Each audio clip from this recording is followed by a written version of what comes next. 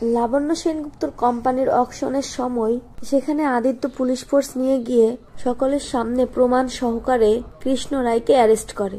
এই ফুল এপিসোডটি পেতে এখনই আমাদের চ্যানেলটি সাবস্ক্রাইব করুন।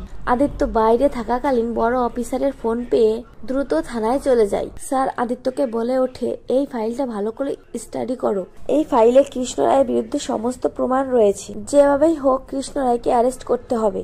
এই কৃষ্ণ রায় বিভিন্ন ধরনের বেআইনি কাজের সাথে যুক্ত রয়েছে। নকল ওষুধ তৈরি করা থেকে শুরু করে ড্রাগ পাচার সহ নানা ধরনের অবৈধ কাজের সাথে জড়িত। একে যেভাবে হোক তোমাকে অ্যারেস্ট করতে হবে। সেই ফাইলটা আদিত্য হাতে তুলে নিয়ে মনে মনে বলতে থাকে, কৃষ্ণ রায়, আপনার সব খেলা শেষ। এবার প্রমাণের সাথে আপনাকে অ্যারেস্ট করার পালা। আমি আসছি। এই বলে এক দৃষ্টিতে তাকিয়ে থাকে। অন্যদিকে লাবণ্য সেনগুপ্তর উত্তরসূরি না থাকায় সেই কোম্পানি নিলামে উঠলে সেখানে সুদীপা ও পরমা গিয়ে উপস্থিত হয়। সুদীপা ও পরমা অকেশনে পৌঁছানোর পরে দুজনেরই মনে হতে লাগে এই জায়গাটার সাথে তাদের কোনো না কোনো ভাবে কানেকশন রয়েছে। আর সেই সময় সেই অকেশনের বাইরে গাড়ি নিয়ে উপস্থিত হয় রুডি। রুডি গাড়ি থেকে নামার পরে সেই কোম্পানির দিকে তাকিয়ে মনে মনে বলতে থাকে, এই পরিবারের সকলে শেষ হওয়ার পরেও এই কোম্পানিটাকে কে কিনছে আমি আজ তা দেখতে চাই। এই কোম্পানি যে কিনবে সে আজ থেকে আমার শত্রু। এ কথা বলে এক দৃষ্টিতে কোম্পানির দিকে তাকিয়ে থাকে এবং নিজে এসে সে অকেশনে ঢুকে পড়ে।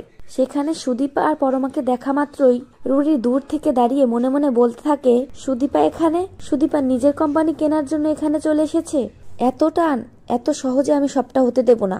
আর যদিও লাবণ্য সেনগুপ্তর এই কোম্পানিটা সে কিনে নেয়, তাহলে তো এই লাবণ্য সেনগুপ্তর কোম্পানি আবারও মালিক ছাড়া হবে। এই বলে মুচকি মুচকি হাসতে থাকে। আর ঠিক সেই সময় সুদীপা রুডিকে দেখতে পায় আর সঙ্গে সঙ্গে রুডির সামনে গিয়ে দাঁড়িয়ে বলে ওঠে, কৃষ্ণ স্যার, আপনি এখানে? আপনিও কি এই অকেশনে ভাগ নেবেন? তখন রুডি বলে ওঠে, না না, আমি এই কোম্পানি কিনবো কেন?